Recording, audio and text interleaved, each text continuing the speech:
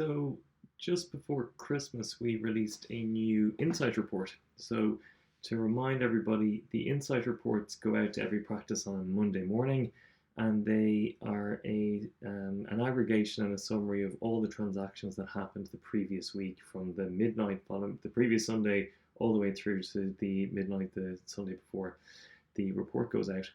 So this is what the old report looked like on a Monday morning. We showed the number of blinks sent, the number of blinks sent and paid, and we calculated success from that. And we gave a quick estimate of the number of hours that were saved and the amount of blinks outstanding. So it was pretty basic. And then we showed if the 24-hour reminders were on or not. And we didn't have the 7 or 28-day reminder setting ready for the previous release. However, when we compare this to the new Insight report, we've added kind of a lot more, hopefully interesting information. So we've now included both the practice's 7 days and 30-day results. So this is how the practice did over the last 7 days, your practice, and this is how the practice did over the last 30 days on the right. So you can see here in the last 7 days, 35 blinks were sent, 4 were cancelled. So that means that there was 31 valid blinks that are out there. 7 of them were settled, meaning the patient came in and paid with cash or check or credit card. So that there were 14 blinks paid. So add 14 and 7 together, that gives you the total number of successful payments. And as a percentage of 31, it was 22%. The average practice score compares the average number of payments that were paid over the network. So they're all the practices in the network. Now, in subsequent releases, we've actually renamed this the national practice average to make it a bit clearer, and it's about 75%. This is just test data. And then the average admin time saved for this practice, we do a calculation based on the time it takes to generate a charge and to take payment over the phone. And then we give a total of the number of blinks that are outstanding, which we list below, and the value amount. And then on the right-hand side, it's the same practice, but just over the last 30 days, and it shows the total number of blinks sent, cancelled, the success rate, and how you're doing compared to the national average of 90%, for example. And there's €1,000 outstanding in blinks over the last 30 days. So that's the first section of the report, and you can see compared to the last earlier report, there's a lot more kind of good information in there. So you can see here that there are 10 blinks outstanding worth €455. So what we now do as well is we give you the actual contact details for those. So we show your SMS reminders. The more reminders switched on, the more likely and higher the percentage of payments that come through.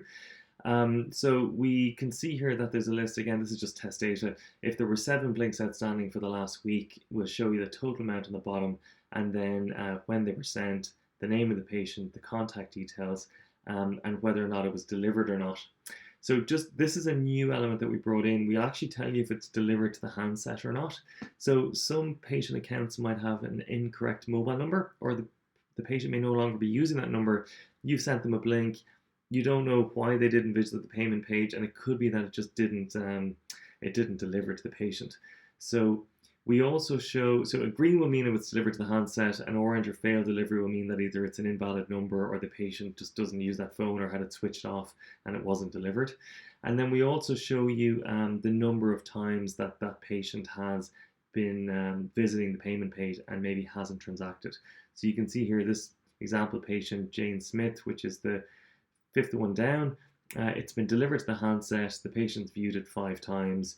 There is a €65 charge outstanding. So for whatever reason, maybe it's lack of funds, or maybe the patient's a little bit worried about online payments, and there's a small percentage of people that are still quite conservative about that. You can now, on a Monday morning, from an administrative point of view, you can contact that patient and say, yeah, we see that has delivered to your phone. We can see you, and you manage the payment page. Yeah, we can reassure you that that's from us. And some practices have had really high success in terms of converting those small number of patients who got the blink, visited the payment page and didn't transact. They can be mopped up on a Monday morning.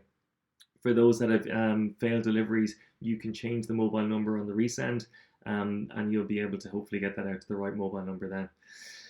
The heat map is as we had it beforehand, so we'll show on the left hand side these are when you send the blinks out, and on the right hand side it's when they're paid or settled. So you can see a difference between when they go out and when they're paid, and it's interesting to watch payments come in 24/7. Blink is always on compared to when they get sent out. We show you a count of the number of transactions facilitated out of hours, and that's for your own interest. To see, look, is Blinking working for you at night time and weekends, facilitating patients that are maybe on shift work.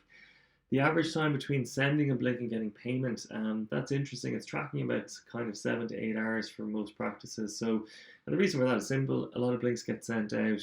A patient's at work, or they're minding their kids, or they're up to their tonsils. They may not get around to it until later that evening, and that's why the reminders come in are so helpful. And so handy. And then finally, we'll give a sign off, and we'll give a contact number for the patient to contact us. So that's the major changes. We've brought in the delivery amount here, or whether it's delivered or not, in the status. We've brought in the totals of the values that are outstanding, and the big ones are just this better and more granular oversight in terms of how your practice is tracking over the last 7 days and the last 30 days. We'll put in a link to the blog post, which also is a summary of this, on our Billink website.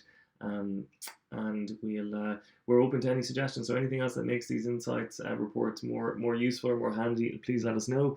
I'm often asked, or sometimes asked, look, why don't you put in the total transaction amounts and the values of the practice in this as well?